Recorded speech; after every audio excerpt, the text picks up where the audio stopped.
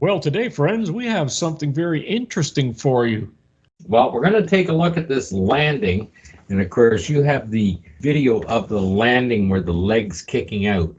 Now, the leg that's kicking out in the video is on the shadow side as it's coming in. It could be this leg right here. The video is of the shadow. So this leg on the back side here is the one that's creating that shadow kicking out. However, when you look at these legs, from the secondary strut down, it's supposed to be 32 inches. This one is a hell of a lot shorter than this one. This leg must have been damaged and needed to be replaced. The one over there is damaged and needed to be replaced because you can physically see that in the video. Now, the other thing that's notable here is the amount of damage of equipment on the ground. Here's a piece that's formed that would be coming up and mounted in here. This foam is designed. You can see the rest of the foam up here that they just laid in over the thing and put the Mylar over to cover it. Nice way to do a model, quick foam. This is the mounting hardware for the RTG, and it's all broken, just smashed up. It's laying on the ground. Here's the RTG here. You can see part of it here, and it's just hanging down. But over here is the part that makes it swing down. What's it doing underneath the limb? These guys are doing a tremendous amount of damage. And you'll notice this is all nicely taped up and fully closed off. And yet when you look over here, all the equipment is out. Why is it closed up? Then we'll go a little farther along. And here's this leg, and we're going to take a look at this leg. And you can see this is the center of the foot pad on it. And the leg is snapped right off of the foot pad and is laying over to the far edge. This is the edge of it here. It's snapped right off. No compression on it, even with all of that impact. Apollo 15, I think, had 1.8 G of impact. Okay, this is Apollo 15 now. This is Apollo 15. There's the tool to take the little nuclear device out and load it in. And of course, you can see all of the equipment is out here on the set, yet the doors are closed up. Now we're going to come back and we're going to have a little closer look, because when it landed and the straps are breaking and you see that one fluttering around, here it is here on the ground. Wow, look at that. That's the strap that flops around. Now, why on earth would they need a strap of that magnitude? Because I'm going to show it in a boat. That looks like a boat strap to haul a boat out of the water. That's a little lighter one, just the control strap's a little bit lighter than the one you see on the hammer and the feather, and we're going to get to that in a second. What you need to look at here is this is the bell housing here. It is absolutely pounded right into the ground here. And they're showing it on this side, and then they turn around and they show it on this side where it's got the wrinkles in it, and it's right on the ground. This little thing is part of the arm that swings down for the Rover, and it's completely sheared off. The bolts are completely sheared off on it. Here's the rest of the mounting where it swings down. These cables here, which are sheared off, you can see they're sheared right off on here and here and here. That's what lowered the Rover down on it. And the Rover being the heaviest piece of equipment, if this is the size of the cable that you need for the heaviest piece of equipment, what the hell is the rest of it doing here? This is the other side. You can see how much the impact hit there. The legs have to be missing at this point for it to crush down like that. The legs are not holding the machine up. They kicked out and it hit right down onto the bell housing. No other reason for that to happen. And NASA, for whatever reason, they actually enhanced it to brighten it up so you can see it even better. And another picture here just showing it with a bit of blurring on it. These particular pieces here are swivel ball joints for the secondary strut where they attach. And they took quite a few pictures of it. Yeah, this is ridiculous. Why would you need a strap that size for the limb if you're not going to be lowering it on something, like a crane perhaps? Here's another ungodly size strap. Goes from a single and splits into a two and then splits into another two. And this strap is probably designed to pick the Rover up, move it around in their various locations.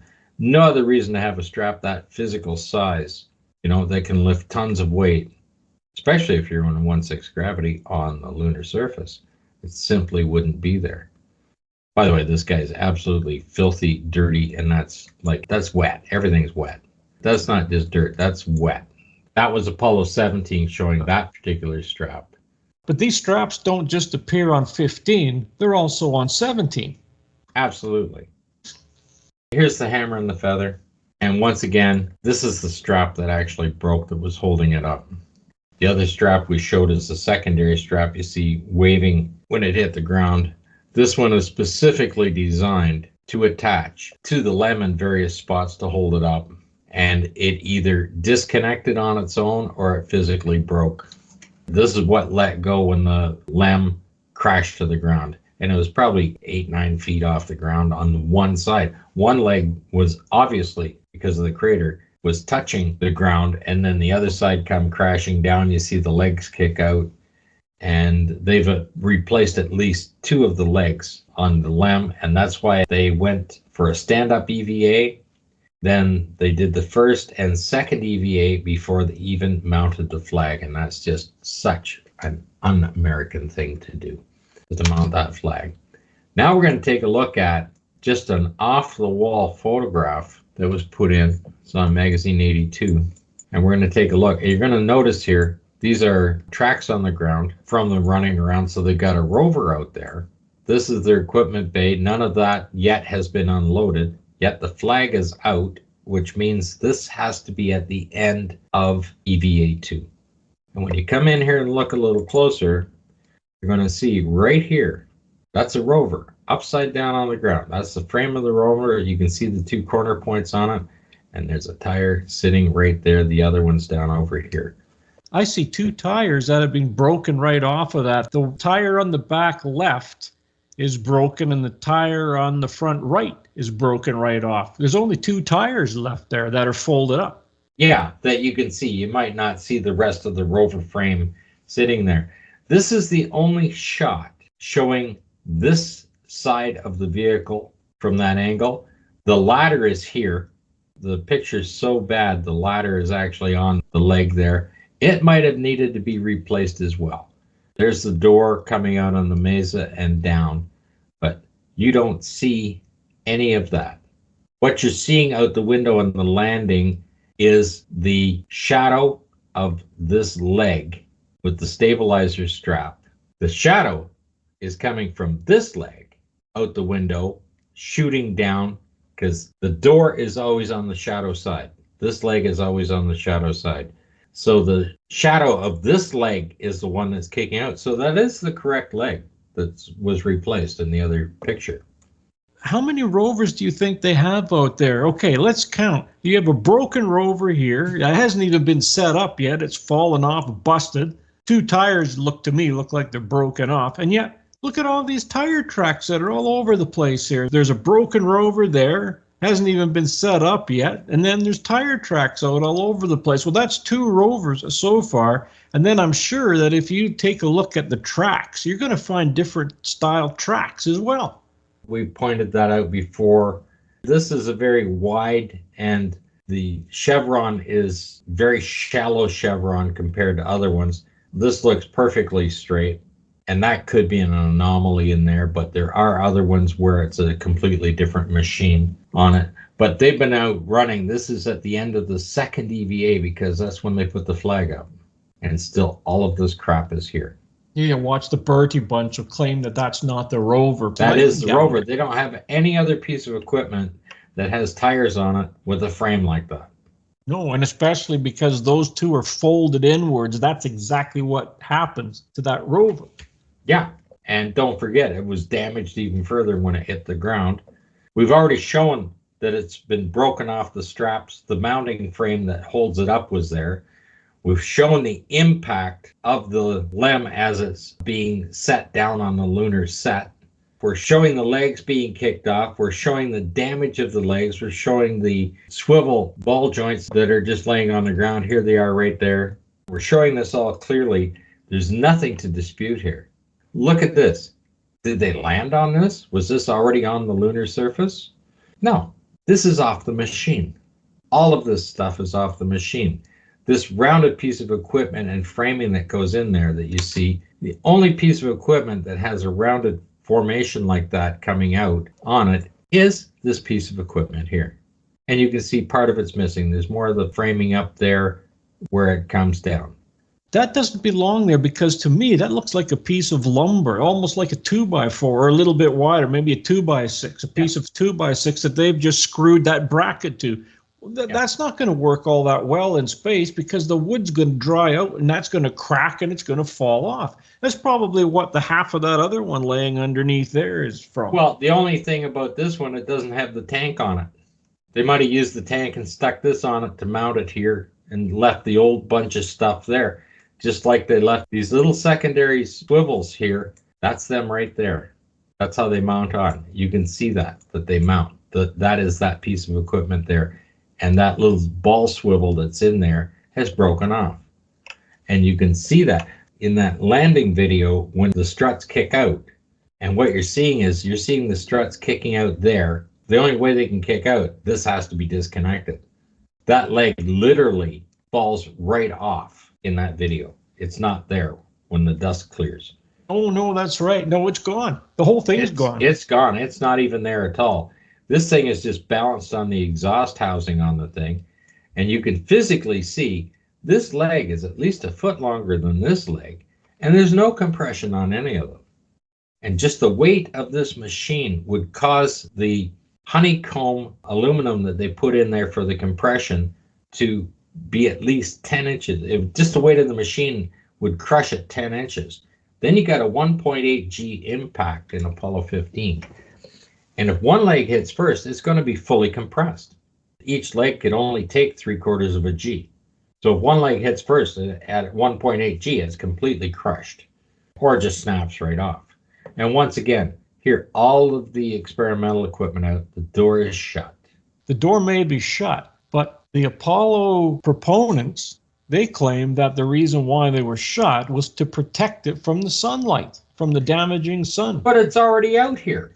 There. You can see where they had it open. How many times did they rehearse it? Like, there's the tethers to lower the stuff down with. That's all fine and dandy. Why would you shut the door?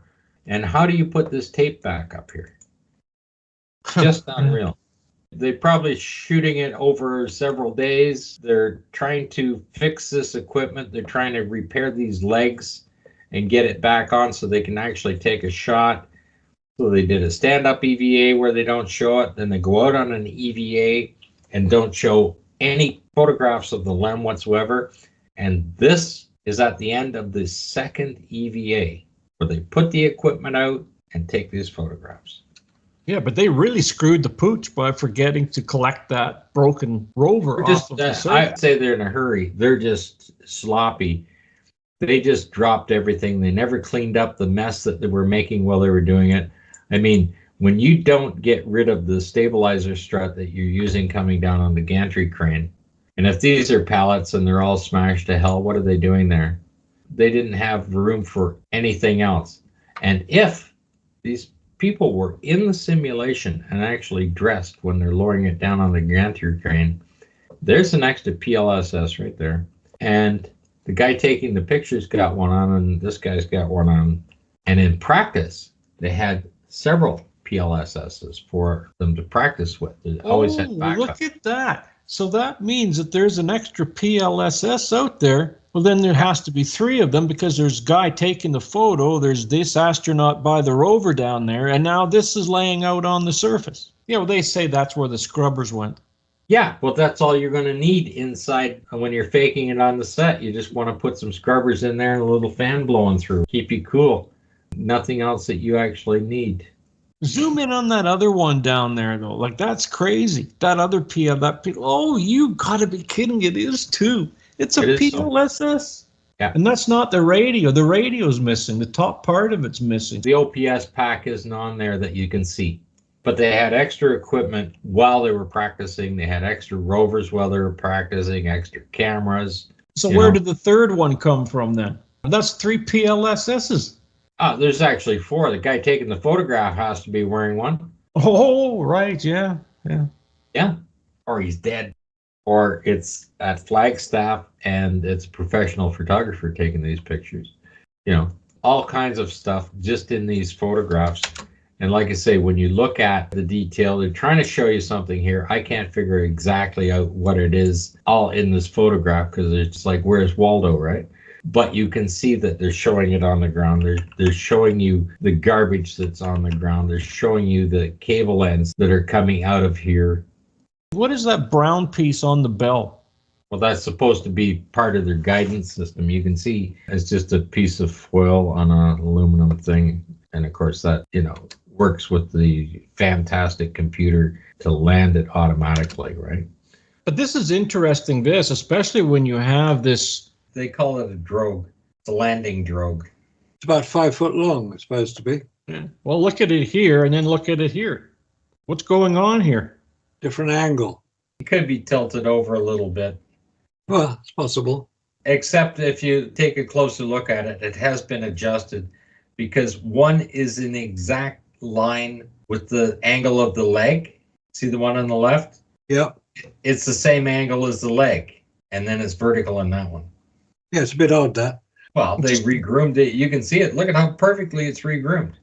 Does this look anything like this? No. No, but look at there. All of the stuff that's in the other photographs that's behind that leg on the ground, around that garbage bag that's sitting there. There's absolutely nothing down that shadow line. Yeah, that's really sick, isn't it? Yeah. It's just ridiculous. The whole thing is ridiculous. The more we look at it, the more ridiculous it becomes. And they say we're crazy. Well, look at this. Why don't they just look at this? Can't they see it? I mean, it's like horse with blinders on.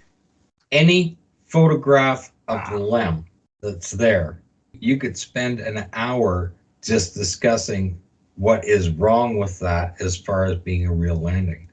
Just one photograph of the LEM. But it's a stage set with props. And closing the doors back up to the bay and making sure the tape's back on it again when you can't even reach that high. You know, after the equipment's taken out of it and then the doors are shut again. Well, don't forget, one fella showed us. He showed us a film of them where they were jumping up on the LEM and swinging this way and swinging that way. And he says, well, if they did that, then they could easily have taken those doors down and put them back up. Well, how are you going to do that and then put the captain tape right back across it perfectly? How are you going to do that? I don't care how high you can climb. You're going to do that with those big gloves on? Captain tape? Really? No. Well, it probably got a little windy and rainy at Flagstaff and they had to close them up. Yeah. I'd buy that for $1. Yeah, it tends to be like that at Flagstaff. Quite high up, so we get some extreme weather, lots of rain, hence the wet flags. One day it'll all come out, we'll all hear about it. If you don't agree with what you're saying, please provide the evidence to show how we are wrong. Now, I've been asking that question for 30 years. I've yet to have anybody give me a decent answer on it. That Apollo was fake. Nobody has landed on the lunar surface. Unmanned craft have. That's not in dispute. But have humans landed on the lunar surface? That's what we're talking about here. And if humans haven't, because they can't land on the lunar surface, then the whole story of Apollo is fabricated. It's a brilliantly executed propaganda exercise in order to demonstrate the superiority of American technology during the Cold War over the then Soviet Union. The Soviet Union no longer exists for whatever reason. So if we're getting it wrong, we want to know we're getting it wrong. So provide the evidence that the lunar landings were real. I've yet to see anything. So come on, all you NASA supporters, all you cult members, please provide us the evidence. And then we can all go away and do something else. Yeah, all they have to do is show us that every piece of equipment worked from launch to splashdown, that it all worked flawlessly, that everything had its place, and not only one time, but 6 times. 6 times, yeah. And we not even start on Apollo 13 at this point, because that's the feature of another program. Well, we've done it. You can check it out. Japan had their latest rocket launch. Yeah, that went well, didn't it? Yeah, what, 5-6 seconds there? About 5 seconds, yeah, bang. Took the whole launch pad, just ripped it apart, eh? And destroyed the Yeah. building. Yeah, there was stuff flying around there. I couldn't believe the stuff that was shooting off like little rockets on the ground. One person in the comments section said that we're biased and that's why we can't see anything. Well, the thing what he doesn't understand perhaps is that we were once like him. We saw it. We saw everything exactly the way these guys are seeing it, but then things didn't add up and we started looking. These guys, they won't look because they are members of NASA's cult, and you cannot look, you cannot ask questions, or like you said, out you go. You get booted out. They don't want to get kicked out of here because they're the priests and prophets of NASA, and that's what they're doing in the comment section. They're just trying to throw nothing but ad hominems at us to make us look stupid, and then they're hoping that we will give them a stupid reply so that they can take that and post that on their channels and say, oh, well, look what this guy said. These guys are out of their minds. Well, it's not going to work that way because I'm not following it, you're not following it, and Scott's not falling for it. You're quite right. Well done, Robert. That's a very good summary of the attitude that people take. It's cognitive bias. Bias against anything we might say, because if we say it, it must be wrong. The trouble is, there are more and more people now finding that what we're saying is right. I think the fact that nobody's going anywhere with a manned space flight is just not happening. And if Apollo could do it in a few years, and Musk is now, what, 22 or 3 years? Yeah, but don't forget one thing. With the Apollo program, they had to build everything from scratch. They had to build the buildings. They had to build the launch pads. They had to build everything from scratch. It's already there, my friends. They don't have to build that again. All they need to do is put that craft on that pad and get it to the moon. But now they can't do that without a lunar gateway station and 2 refuelings. Well, they didn't need to do that with Apollo. So what's the problem? Because Apollo never happened. Now they're finding out what they have to do. Because Apollo never happened, they have to start from scratch. It's taking them a long time to get there. Well, they must have got all of the details right the very first time. I mean, just even the construction of a launch pad with water suppression on it. Yeah. When you look at the size of that piece of equipment that's sitting there, like it's over a mile across, right, that launch pad. The water towers that they had to put in, all the pumps, all the hydro, everything else had to be put in there. Then you got to put a building up with a dolly to carry the entire weight of that thing and custom build a roadway and compress it so the thing could drive down to it to the launch pad. The huge cranes that are inside that building to lift those pieces of equipment on there. And they had to build that building and create all that stuff in there, all of that equipment in there, just to handle the piece of equipment that they were building, that they were constructing. And that's everywhere they were bringing the pieces in barges and everything else, all custom done just for that piece of equipment. All of that stuff is there. It's been there for the last 50 years. So it's being used now. Yeah, nobody has to build all of that stuff. So all they have to do is put together a little rocket, because all the other stuff is there. Put some fuel in it, put some people on board, and go. The difficult stuff is done. And it keeps being put back to a later date, the landing of humans on the moon. And now they're running out of money, so it'll probably be cancelled. Well, the spacesuits alone is just a huge problem for them. And they're now beginning to find out just how much of a problem it really is. But they've got to stop relying on Apollo. They've got to start from first principles of space travel. Going back to NASA, going back to Apollo isn't the way to do it, because Apollo was faked. For perfectly valid reasons, it was faked. It wasn't real. There wasn't humans in space. So come on, guys, get up front about it. Say, right, we've got problems here. Let's see if we can solve them. Otherwise, China will beat you to the moon, NASA. Oh dear. Oh dear.